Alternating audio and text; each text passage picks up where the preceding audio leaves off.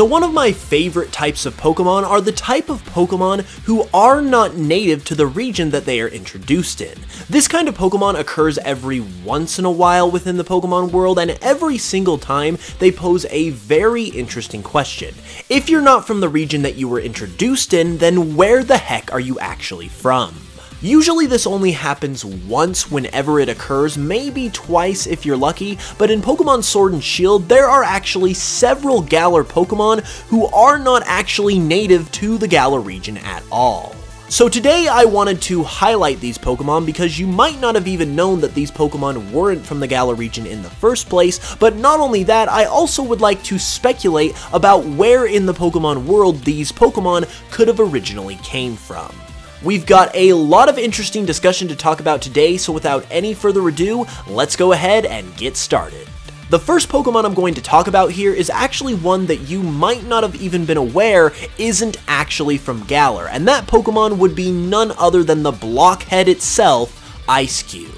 According to Eiscue's Pokemon Sword Dex entry, it drifted in on the flow of ocean waters from a frigid place. It keeps its head iced constantly to make sure it stays nice and cold. Now, according to that pretty much confirms that Eiscue just kind of floated into the Galar region by complete happenstance and is not actually from here. Rather, it is from some, quote, frigid place that would more accurately suit Eiscue as a penguin Pokemon. But now, as is the theme of this video, if Eiscue is not native to the Galar region, then where can we reasonably expect it to be originally from? Well, it is most likely that this Pokemon is from the Pokemon world's equivalent of Antarctica, because while there are penguins that live in other areas besides Antarctica, none of those other places you would describe as especially cold, and given the fact that Eiscue has to keep a literal block of ice on its head in order to keep it cold, I would say that it does indeed originally come from a, quote, frigid place like Antarctica,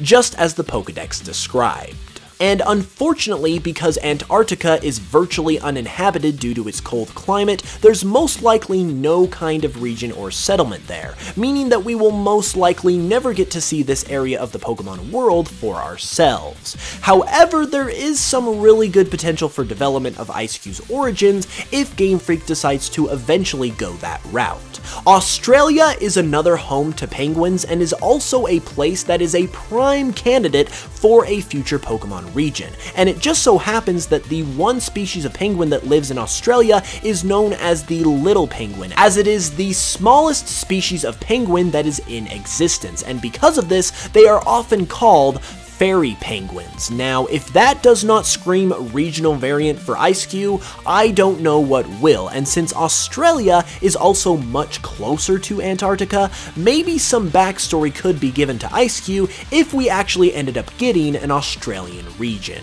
That is obviously just some fun speculation though, because as I said earlier, it is most likely the case that Eiscue is from the Pokemon world's equivalent of Antarctica. The next Pokemon, or set of Pokemon we are going to talk about, are the ones that have been most frequently talked about in this subject for the Galar region, and that would be Kufint and Copperajah. In Copperajah's Pokedex entries, it outright states that this Pokemon is from another region, so there is no need for any kind of speculation or inference here. And given the fact that it is not only an elephant Pokemon, but also has heavy Indian inspirations with its name, for instance, it is most likely that this Pokemon comes from an Indian region. Many people have wondered whether or not this is a hint at the next Pokemon region in Generation 9 being based off of India, and while there is no definitive way to say one way or the other right now, there is a very interesting connection between the UK and India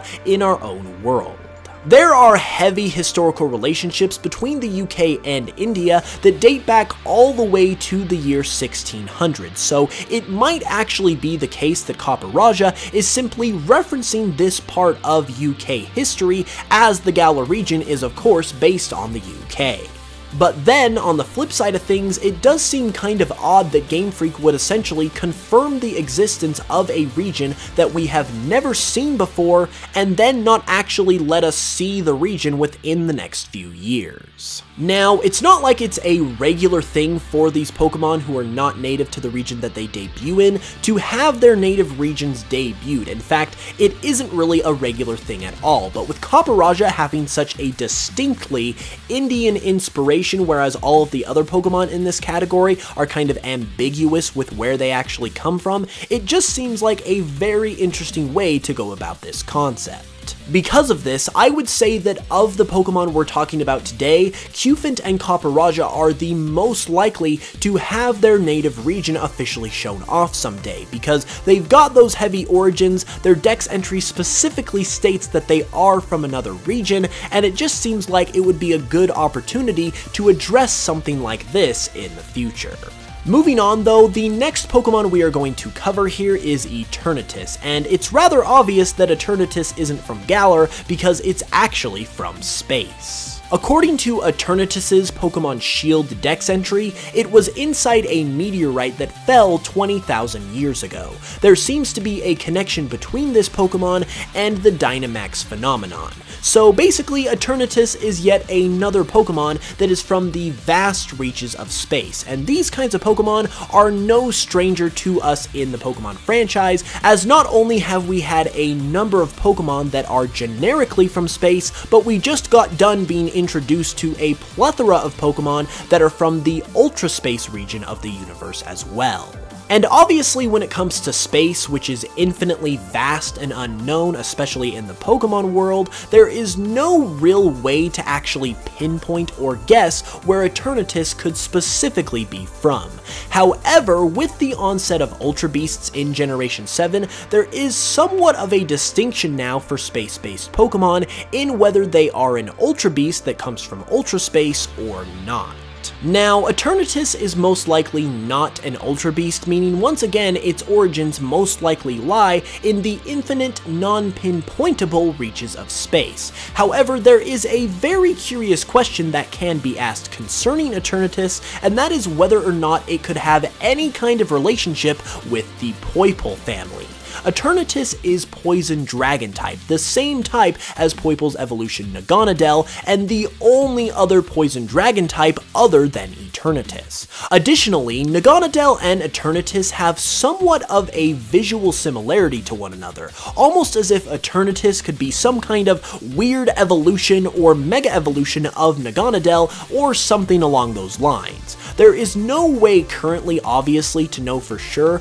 but with the possibility there, even if ever so slightly, it lends itself to the possibility that Eternitus could be from Ultra Space if it is related to the Poipole line. I really wish I could go more specific than that, but you guys know how space is with its vastness and everything, so this is really the best we can do right now. But even just this idea of Eternitus and Poipole and Naganadel all being possibly related, and Naganadel and Eternitus kind of sort of looking like each other in a way, is very, very interesting, and is certainly interesting enough to spend some more time thinking about for sure. And last but not least, the final Pokemon we're going to be talking about today is also one of the newest Pokemon that has been revealed, and that would be the legendary Pokemon Cub Food. Now, Cub Food is literally brand spanking new. It was just barely officially revealed as one of the Pokemon that is going to come in the Isle of Armor and Crown Tundra expansions, and just like all of these other Pokemon, it definitely fits into the category of a Pokemon that debuted in a region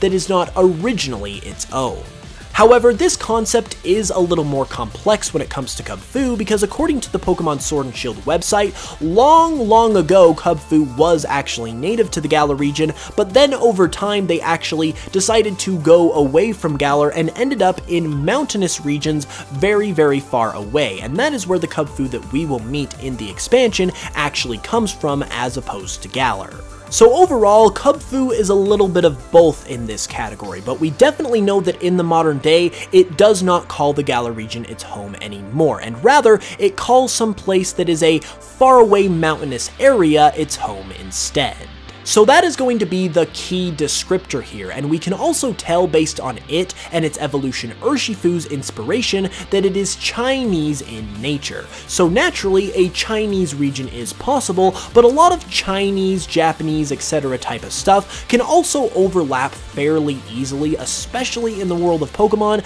meaning a Pokemon with Chinese inspiration could be from a Japanese region and it would still be a pretty good fit. We obviously know of 4 Pokemon regions currently that are based out of Japan, with 2 of them actually having pretty significant mountains, as is described for Cub Food on the Sword and Shield website.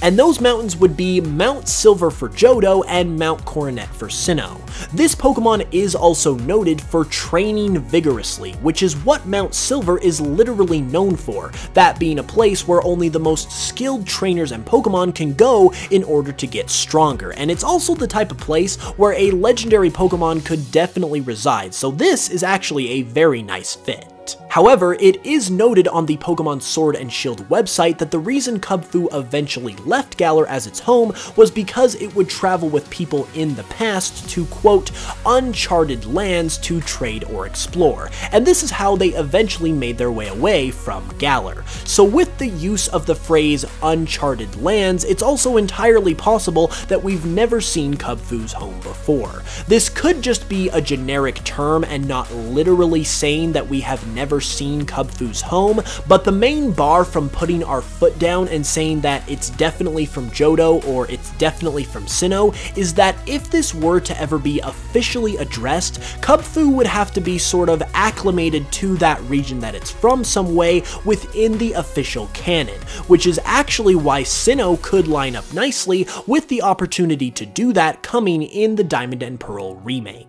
However, it is ultimately most likely that this will never be officially addressed, but even just exploring the possibilities and trying to make sense of it all is super fascinating in and of itself, at least to me, so I certainly hope you guys find it as interesting as I do. Well, there we have it, everybody. Those are some Galar Pokemon that aren't actually from Galar, and some guesses as to where they might actually be from. If you guys enjoyed the video, be sure to give it a like. Let me know your thoughts in the comments below about all of these Pokemon, and if you have any other guesses as to where these Pokemon could actually be from. And if you are new to the channel, be sure to subscribe for more Pokemon content all the time. You can also further support the channel and the production of videos just like this by checking out my Spotify and listening to my Pokemon remixes there, or by checking out my Pokemon Cardinal project if you haven't yet. Both of those really help out the channel a lot and are sincerely appreciated if you decide to support them. With that being said though, I will be back on Saturday with another video, so be sure to hit that notification bell so you can know when it goes live, and until then, as always,